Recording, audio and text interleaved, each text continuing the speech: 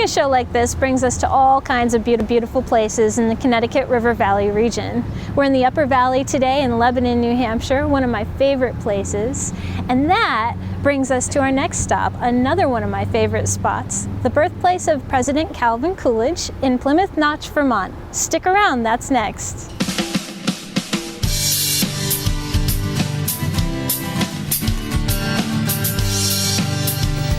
My name is William Jenny. I'm the Regional Historic Site Administrator for the Vermont Division for Historic Preservation, and I'd like to welcome you to Plymouth Notch, the birthplace and boyhood home of President Calvin Coolidge.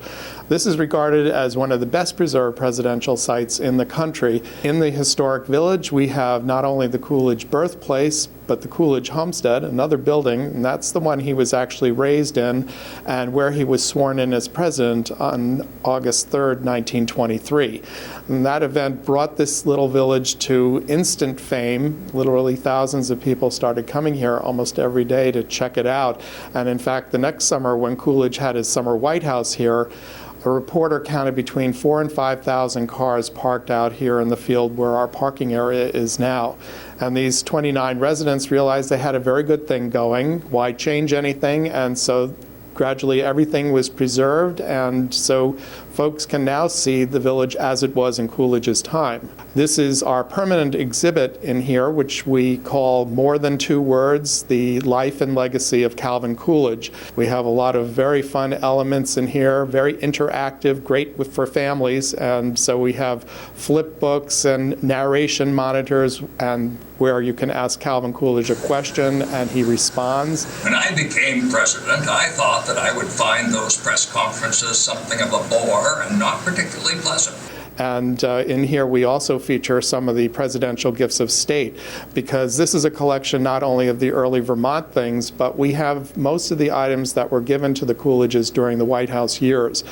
And so he was brought to national attention with his handling of the Boston police strike in 1919 as governor, and that reason he was put on the Republican ticket with Warren Harding. So he was vice president before, of course, he became president, and he became president in August of 1923.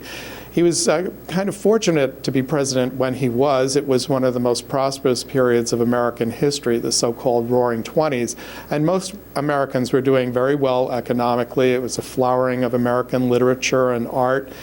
Well, Vice President Coolidge happened to be up here visiting his family when word came that President Harding had died.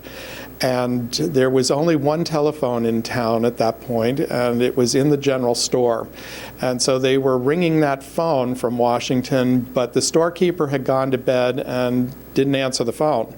So finally they got a hold of someone up in nearby Bridgewater, Vermont, about 6 miles north of here, and someone came down in a car to the Coolidge homestead, knocked on the door, and Calvin's father answered it, and he was delivered the news that Harding had died. And so Calvin's father was the first one to address Calvin as President of the United States.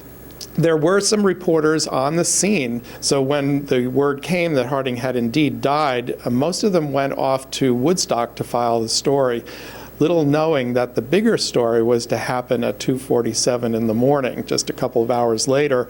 And there was a lone reporter from Springfield, Vermont, who was here, and he scooped all the top newspapermen in the country with the story of the actual swearing in. They had called Washington, D.C., and the Attorney General had given the go-ahead that he should be sworn in immediately.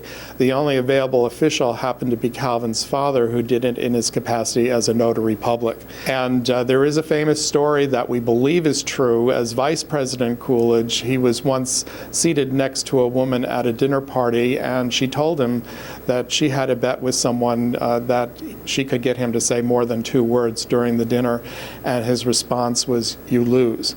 Please visit us on our website for further information.